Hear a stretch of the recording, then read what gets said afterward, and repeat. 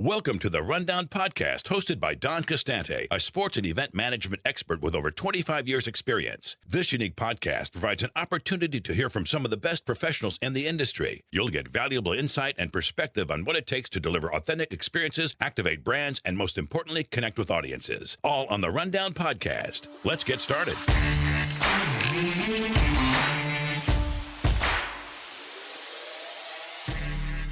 The sports industry is filled with exciting marquee events that take place once a year, including the World Series, Stanley Cup, Super Bowl, NBA Finals, the Masters, and more.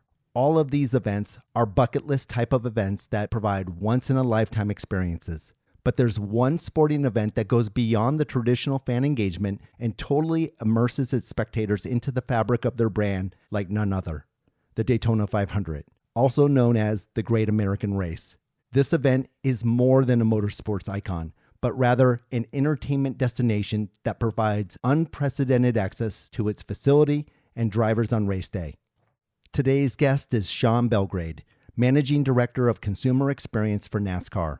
Sean has oversight of the fan experience for the Daytona 500, as well as various year-round events that take place at NASCAR-owned track properties. His employee and fan-centric views have proven successful in delivering best-in-class experience and operational excellence at NASCAR events.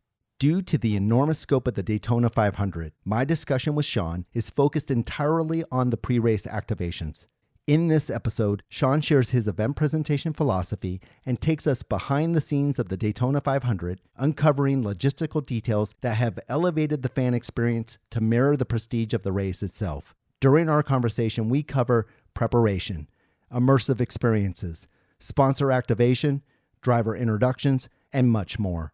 I'm ready to get started. Let's meet Sean Belgrade. Hi, Sean. Thanks for joining me on The Rundown. Thanks, Don. It's a pleasure being here with you today. We have a lot to cover today, so I'm going to get right into it.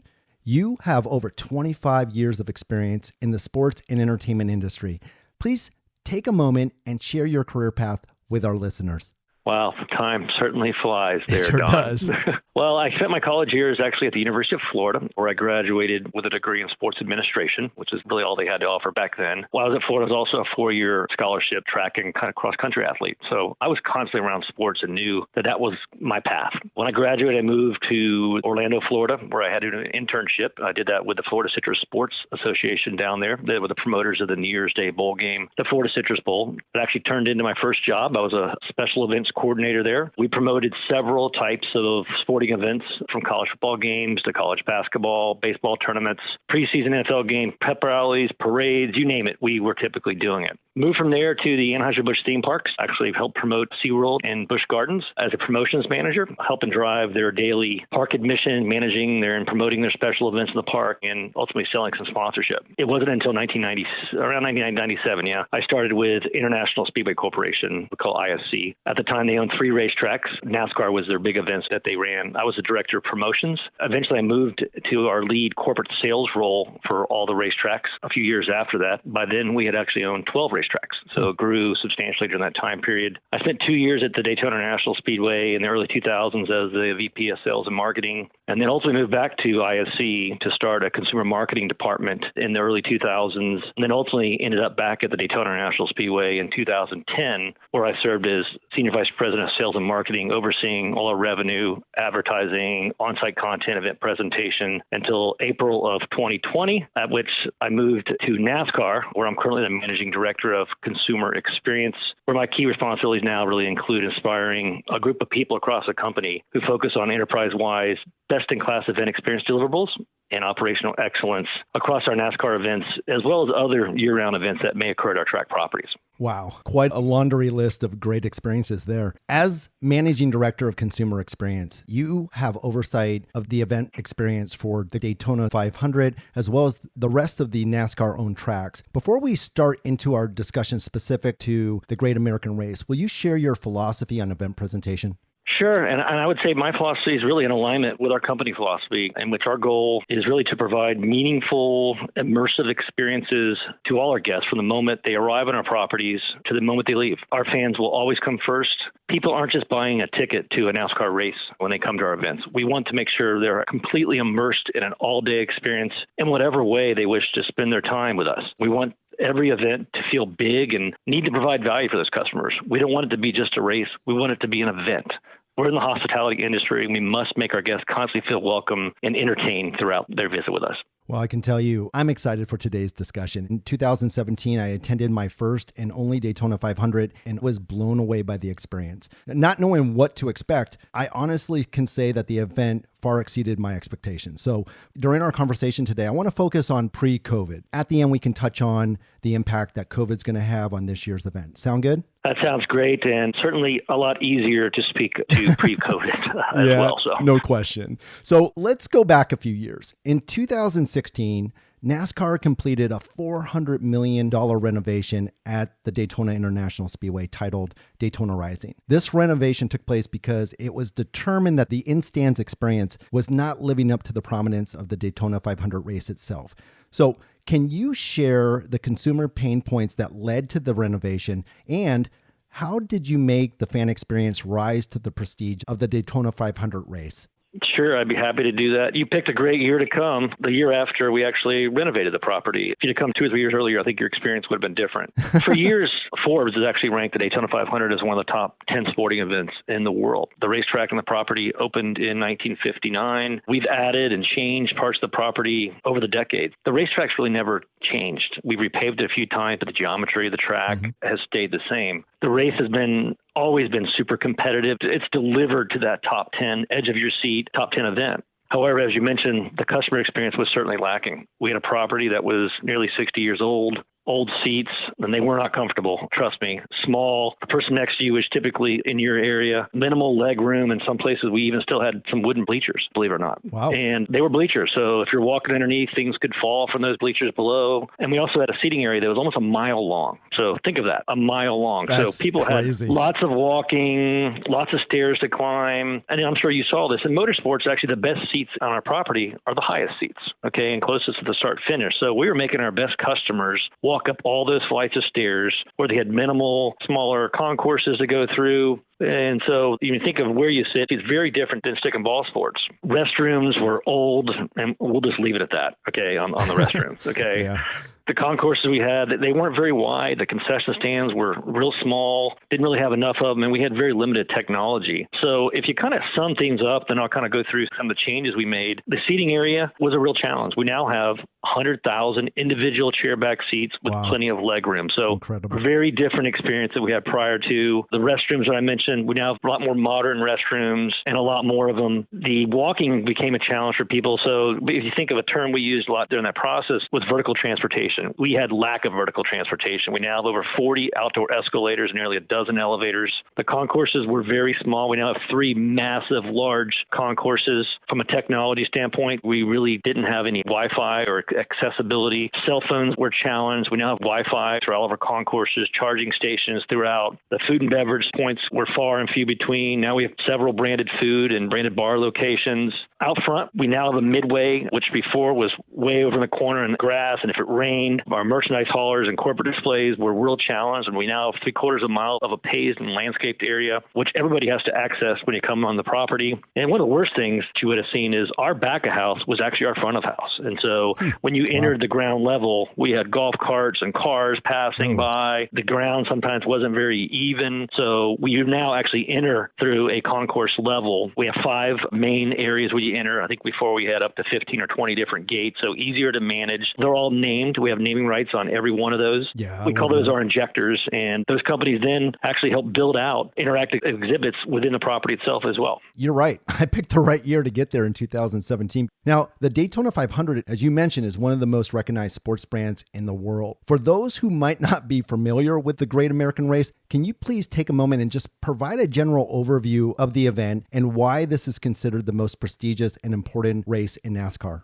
Wow, I think I could talk for a while on this one, Don, but I'll try and keep this a little brief here. But the event is massive. The facility is huge. We sit on over 600 acres of land. We could actually fit every professional stadium in the state of Florida and most of the college stadiums inside of the track. Wow. It's that big. The stands span almost 9/10 of a mile. And for those for the first time who've never witnessed it, NASCAR starts the season with the Daytona 500. So it's our Super Bowl. Okay, it's the biggest race of the season. We have thousands upon thousands of fans who literally camp on site anywhere from a few days to several weeks, depending on where they're staying on property. It's the largest TV rating by far in our sport, the largest purse for any driver or owner, the most coveted race by far as well. So many different ways to experience it in person, and I'm sure you saw that. We program nearly every part of the property, so you'll be completely immersed no matter where you're at. We have attendees from all 50 states and probably over 40 foreign countries in any given year. We don't have a race winner here at Daytona. We have race champions. We use the word champion to define this, as a victory in the Daytona 500 will define a driver's career. The history and tradition of previous champions. On event day, we celebrate the past and the traditions and the future all over the property. There'll be nearly 150,000 people in attendance,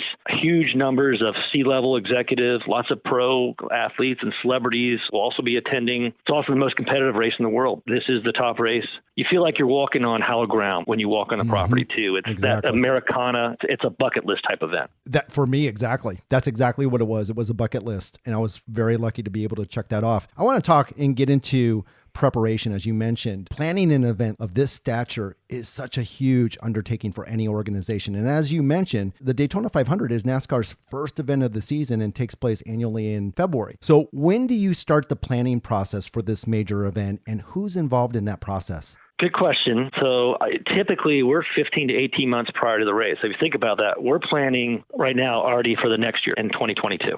Okay, and so we've got to be that far ahead. We have many groups, stakeholders that are involved in that, from NASCAR senior management to competition. Scheduling is obviously an important part of it. Our marketing teams to make sure we're positioning the event, content teams. And then also when you think about just the sheer magnitude of the event, our operations and security groups, and really our entire event experience teams. Plus, we got to take our broadcast partners in mind too. So all those really are key people that are in the planning part of it. And the other thing is, due to the size of the event and its importance in our community and at the state level here, we've got to make sure we're coordinated with those stakeholders, both locally and at that level too, because this event will have impact on the area and the region in a big way for resources. And as you can imagine, it's a huge economic driver locally and throughout the state. It has Super Bowl impact every year to the state of Florida. Wow. Now, you mentioned C-level being involved. How much collaboration are you having with ownership and other senior level personnel within NASCAR in the development of the vision for the programming each year?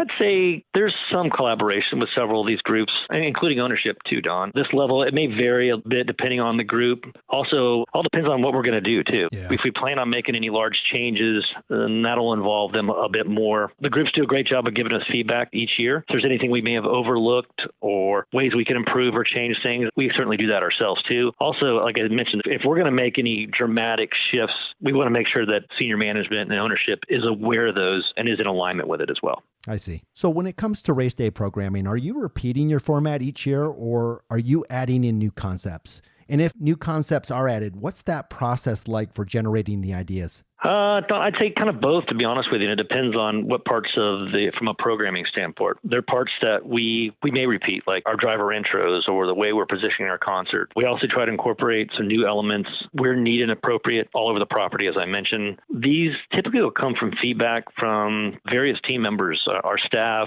senior management, actually through fans. We do customer satisfaction surveys, so we get feedback back from them. Then we get unsolicited feedback as well.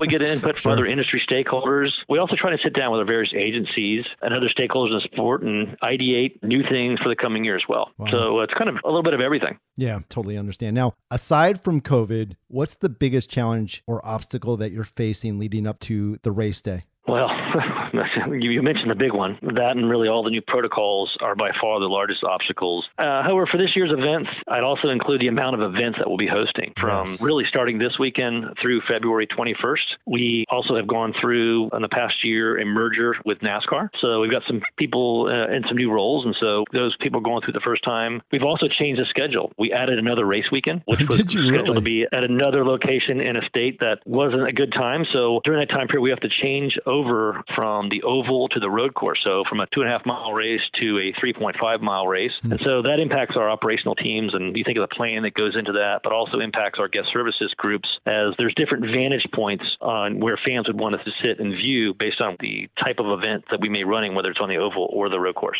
You made a great point that I meant to bring up when you're talking about the planning. You're not just planning for the one race day. I mean, you guys have a week long, and as you just mentioned, you're already into the process for this year's events. It's crazy. It's just tremendous amount of planning. This track does not sit idle. The Daytona 500, you're right, while it may be a one-day event, that week we've got over, I think, 5 or 6 NASCAR races that lead up to the Daytona 500. So we got many chances to kind of get it right. And the last day when we're all really tired is our biggest day. Yeah.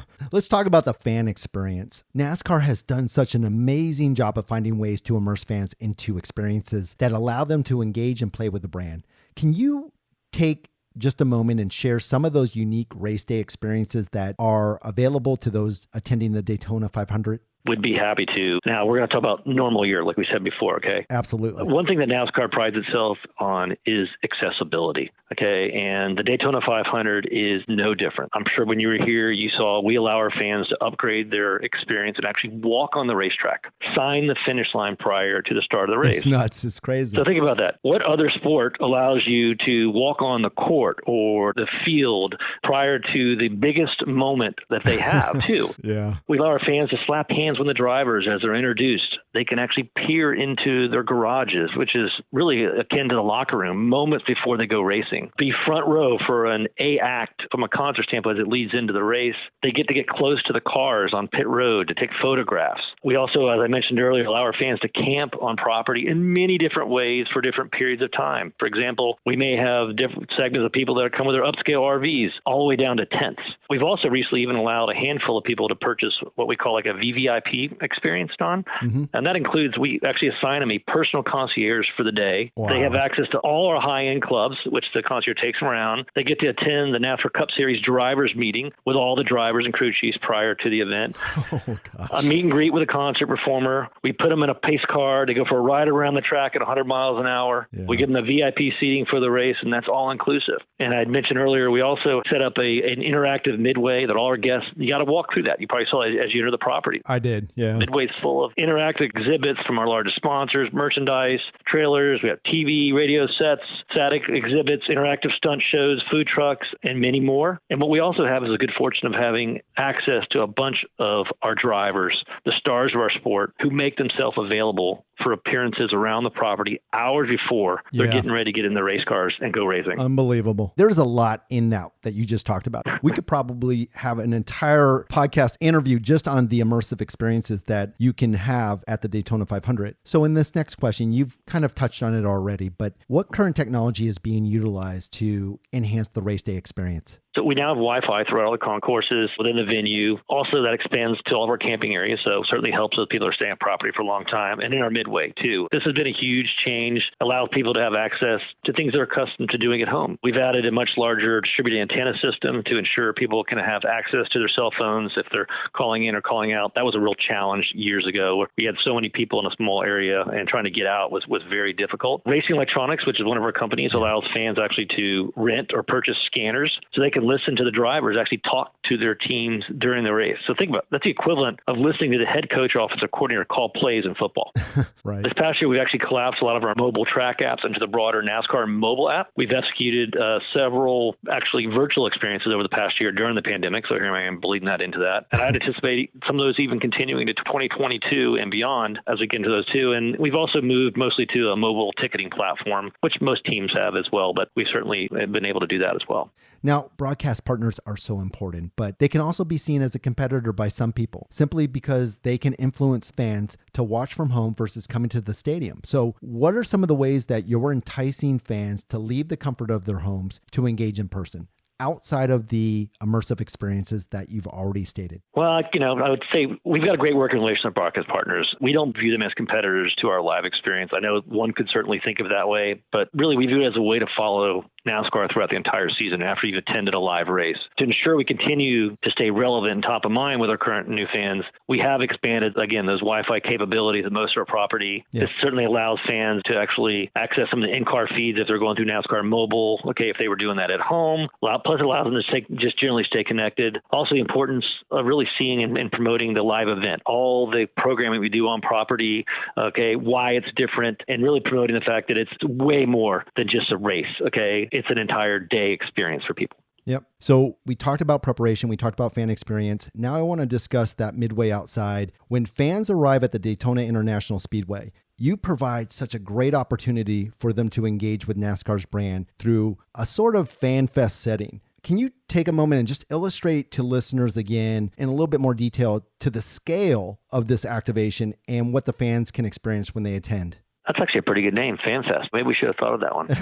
So sounds a lot better than Midway. That's exactly the feel I had when I was there in 2017. Oh, and it does create that feel. So the Midway Daytona, as I mentioned, is basically 3/4 of a mile long, contains dozens and dozens of corporate interactive displays, sampling, product demonstrations. We have productions on site, both live and tape shows from network and radio. We've had stunt shows on property. Toyota has a permanent ride and drive location within the Midway. We've hosted small concerts. You'll see marching bands, live DJs. It's a great way for all of our corporate partners to really provide value to them, gives them a chance to activate, showcase the new products. They can collect data. Last year, we even had the Budweiser Clydesdales here. It's programmed with dozens of merchandise trailers and tents, different food and beverage points. And as you said, whoever enters the venue side of the property, which is the way to get in the gates and up to the concourses, they got to enter this area. It's free to the public, and fans can certainly spend hours in this area. I think what was most impressive amongst all those things that you just mentioned is the fact that you have your drivers just hours before the race incorporated into sponsor content on stages and talking and engaging with the fans. You don't see NBA or Major League Baseball or any of these other sports taking their players on game day and engaging in these types of manners. Just truly special. Yeah, we're very fortunate to have wonderful relationships with the drivers and the teams, and they understand the importance of activating for their sponsors, but they also understand the importance of getting up close and personal with the fans and as a little lifeblood of the sport. Well, I can tell you, I did get there a few days in advance, so it took me a couple of days to go through all of the different activations because your sponsors come strong and they do a great job with their activations and the food and everything else and the demonstrations, and it was very well done. But it leads me to my next question. Who's coordinating that? Who logistically has oversight over that area on your team? Well, it's a huge undertaking, as you can imagine, when you program over a 3/4 mile long area, but lots of planning by many teams. And so it's not one individual. It's working as a cohesive team with our operations, our security, our safety groups, marketing, corporate sales, maintenance. Got to make sure the place is clean and tidy too. But ultimately, the job of running it comes down to our event experience crew and their teams, plus lots of advanced work with our corporate partners, our broadcast partners, our food and beverage concessionaire, our merchandise concessionaire. But it's like I said, the majority of it really falls on the event experience team. And what's interesting, and you came for the week of the Daytona 500, but we literally have to flip that entire Midway immediately after the Daytona 500 because 2 weeks later, we have the world's largest motorcycle rally that rolls into town and will be filled with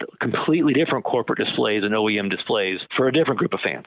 Wow. So now I want to leave the outside Midway and let's travel inside the stadium and talk about your fan zone. Can you describe to people what they'll find in your fan zone? What are the key components? Sure. Typically, the fan zone is an upgrade to your grandstand ticket. So it allows the fans to access some other corporate activations. We have a very large program stage where we host live entertainment, DJs, several Q&As with drivers and celebrities. We have several food and beverage locations and bars. We actually have a dedicated large jumbotron to this area for fans to be able to stay in and watch and provide content. There's a kids area, a large merchandise tent. One of the big highlights is really the ability for the fans themselves to look into the garages. We've got windows built into every garage where they can see the crew working on the cars. We've also built in little pass-through windows. So if a driver would like to sign an autograph or a crew member can reach his hand through there and offer a kid a lug nut from the race car. That's awesome. Yeah. And we've built fan decks on top of those garages too. So it lets the fans actually look into the garage, that's our locker room, and see the teams and drivers working, very busy getting ready for race in these areas. And these fan decks, they also have a review of the racetrack. So in some cases, if the people want to stay for more of a standing room only for the event, they're able to do that, and they do that. Truly an immersive area. And then you probably saw one of the other things that kind of bookends this area is we actually have a 3-story high-end club called the Daytona 500 Club, which is located in that area. We actually have built our victory lane around that. So members of that club and fan zone have a view of victory lane.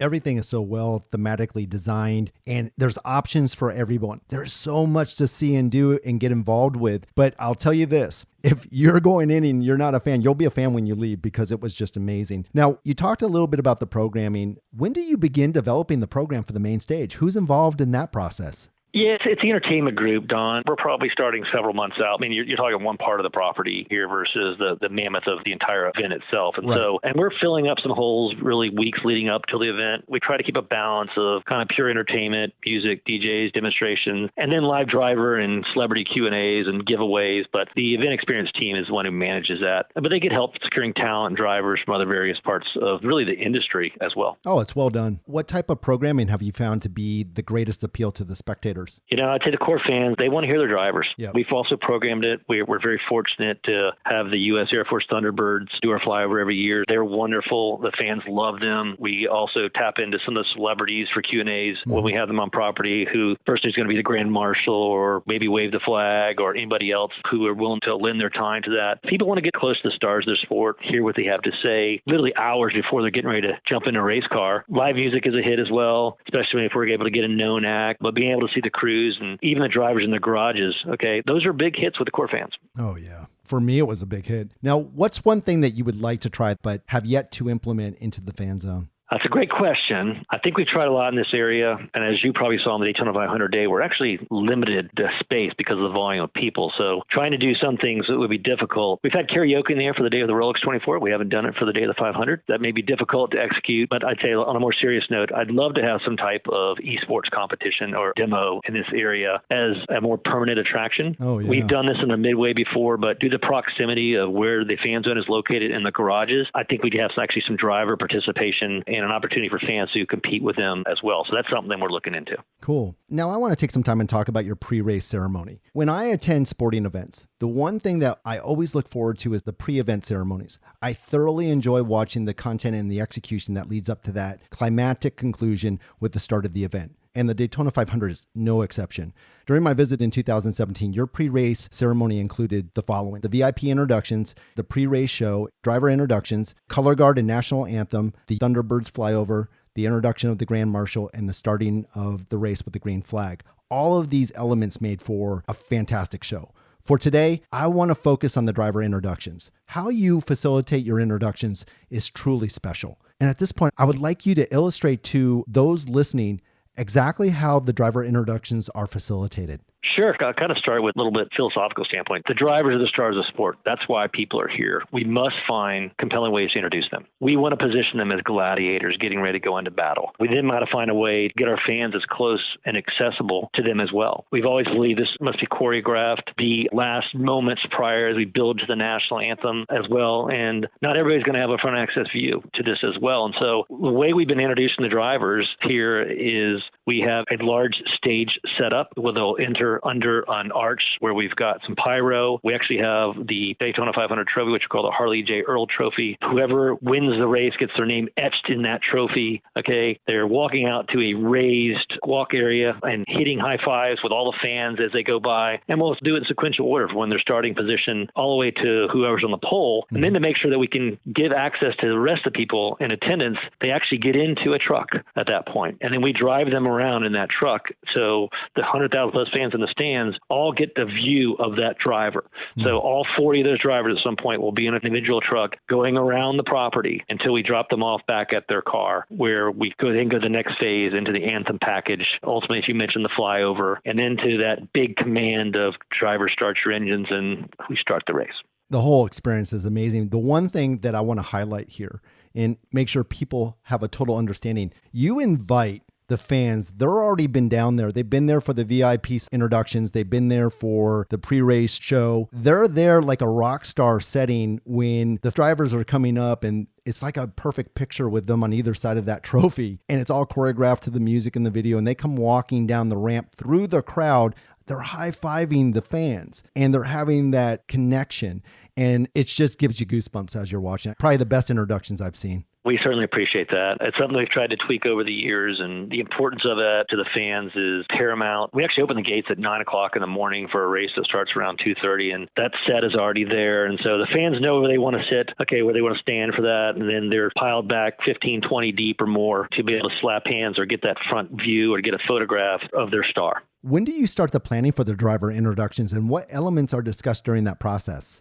I'd say typically it's done several months prior to the race. And as we said, we haven't really changed any of the large elements in a few years. Every year we discuss, it could be changes to music or cadence, timing, or other simple effects like pyro. Okay. Plus, we do change on an annual basis the creative backdrop. So, we make it more historical, traditional. Is there any kind of special anniversary or opportunity to bring back like a legend? For example, a few years ago, it was the anniversary year from when Mario Andretti won the Daytona 500 back in the 1960s. And so he actually came, And so we used him as part of the driver intros. We introduced him first, then we had him stand at the end and shake every driver's hand as they got into the truck. Oh, fantastic. Very memorable for the fans, but also for the drivers too. And then it's also important that we involve TV in this process, as we need to make sure and see if they'll be picking up any parts of that live, or in some cases they may do more of a studio-produced driver intro for the broadcast. Now, when the original concept came for this driver introduction format, how involved, if at all, are the drivers in ownership in terms of the approval process for that concept? I'd say as far as the Daytona 500, not a lot in the detail. However, we have meetings with the teams and had before the track president, and several of us will go up to Charlotte and we go through our promotional plans with all the teams, the drivers, the PR reps,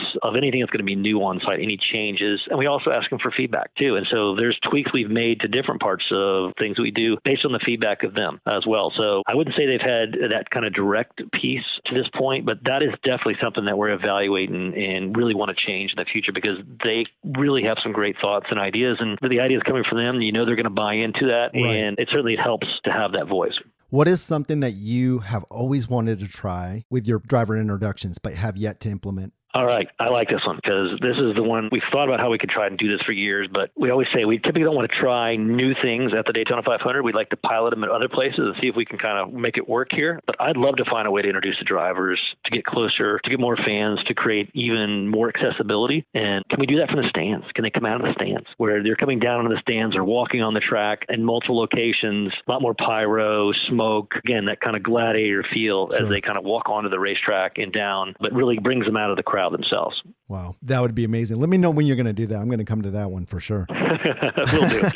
Let's talk a little bit about communication, because this is such a mammoth event. What is the race day communication process with all the parties involved with the execution of the event? Meaning, what kind of documents that are being created or what pre-production meetings are being held? I'd say a combination of several pre-production meetings between track, NASCAR, our agency. We go through lots of different renderings, signage, logistics, routes, development of a minute-by-minute schedule. It certainly allows us to kind of build these assets out. Pre-production meetings as we get closer with all of our broadcast partners, TV, radio, a lot of advanced scouting of any routes, timing, and we'll also be attached to the hip with radio should we encounter anything like weather on the day of that could impact the event in any way. One question I meant to ask you, is the pre-race ceremony being called by one individual, or are there a couple of people with different segments of the show? From a PA perspective? Yeah, from the race director, if you will, that might be next to the PA announcer, cueing them with scripting and just the timing and execution of things. One person's running the show, but they've got eyes in the skies and assistants around the property to see if we need to make any changes or things that may not be set up or in the correct order. And then typically that person's attached to the hip. We have a production agency that works with us as well, but we'll have one person running the show. Gotcha.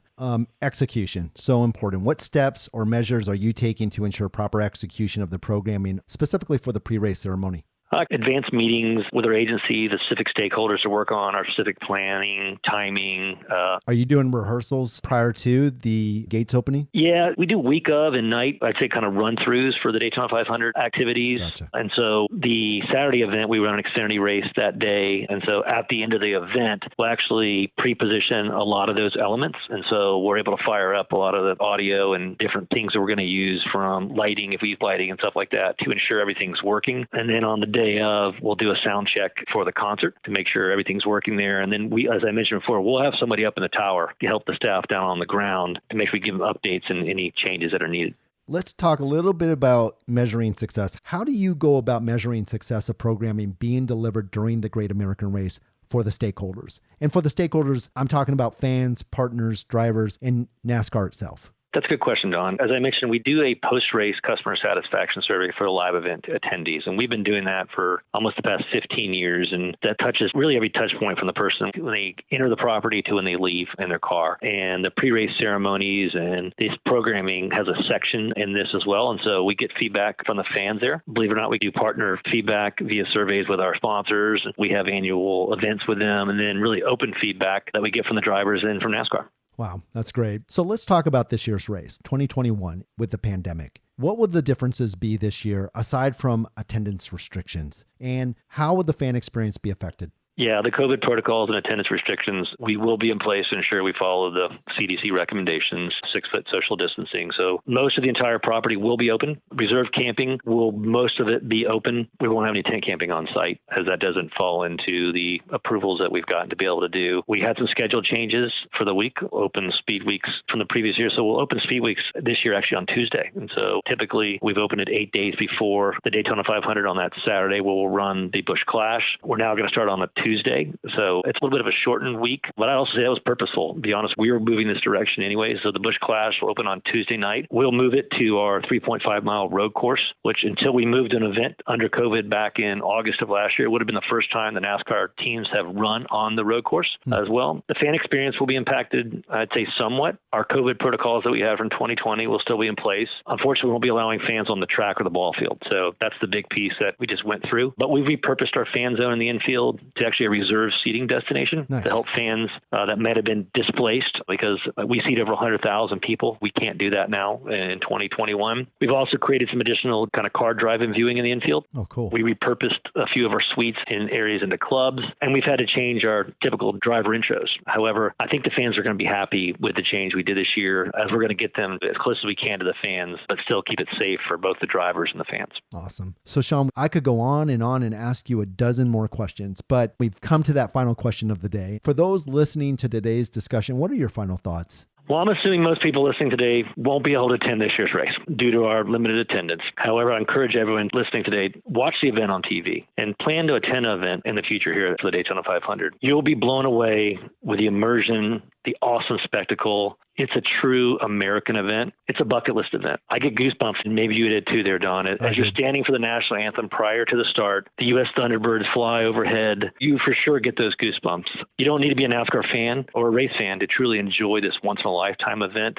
If you like big events, if you like sporting events, this is one that you need to have on your bucket list. You said it right there. If you haven't been to the Daytona 500, more specifically those in the event management industry, go to the Daytona 500. Unbelievable. It'll be the most immersive event that you've ever been a part of, and will give you so many great ideas moving forward. Well, Sean, I want to thank you for being on the podcast and for sharing your behind-the-scenes details for this iconic Great American Race. It's been a pleasure talking with you. Well, thanks, Don. It's a pleasure speaking to you as well. And thanks for the time, and thanks for including NASCAR and the Daytona 500 as one of your topics that you do each month. And if there's anything that we can do for you in the future, please let us know. And if there's anybody listening today who may have questions or we can help, hey, we're all in the same industries here. So please don't be a stranger. What a fantastic conversation with Sean. There were so many more topics I would have loved to discuss in depth, like the camping areas, specific to the programming he initiates to engage with that group, the in-race content, and of course the post-race trophy presentation. Perhaps we'll address those topics in a future episode. I have been in sports for over 26 years, and the Daytona 500 not only exceeded my expectations, but it reiterated the impact that immersive experiences can have on consumers. The Daytona 500 is logistically a massive undertaking. If you ever get the opportunity to experience it in person, I highly recommend it. You'll walk away with a true perspective of this marquee event. Now, we covered a lot of information in our conversation today. Here are some points that were interesting to me. First, planning. It's important to point out that these types of large-scale events take time to plan for, and it's no different with the Daytona 500. What did Sean say? They start 15 to 18 months in advance. Next, when I asked Sean about his process for generating new ideas, I liked what he said. He gets input from fans, drivers, upper management, industry agencies. He even takes a look at the customer satisfaction surveys. He's involving all of the stakeholders in the process. When we got on the subject of fan experience, Sean was very clear. NASCAR prides itself on accessibility, including access to the stars of their sport, the drivers. Getting the fans up close and personal with the drivers is a priority for NASCAR. And how about the conversation we had pertaining to the outside stadium midway? The 3/4 mile long sort of fan fest of activations. I was truly impressed with the engagement from their sponsors, vendors, and partners. From demonstrations and sampling, broadcast production, stunt shows, live entertainment, merchandise, food and beverage points, all of this comes together to develop that something for everyone mentality. And it's truly special. And finally, I love Sean's driver introductions philosophy. It's simple. The drivers are the stars of the sport, and it's important to find compelling ways to introduce them. And Sean does just that. At the Daytona 500, they position them as gladiators going into battle, and they get the fans as close and as accessible to the drivers as possible. I could go on, but those were just a few highlights from our discussion that resonated with me. As always, I hope you found the information covered beneficial. I want to thank Sean again for being on the podcast and for sharing his thoughts and best practices with all of us. Well, that wraps up this episode of The Rundown. As always, I encourage you to reach out to me and share your thoughts and or questions and send them to therundown@CostanteGroup.com. That's therundown@CostanteGroup.com. Also, I would really appreciate it if you would subscribe and share this podcast and follow us on LinkedIn and Instagram. And until the next time, I'm Don Costante.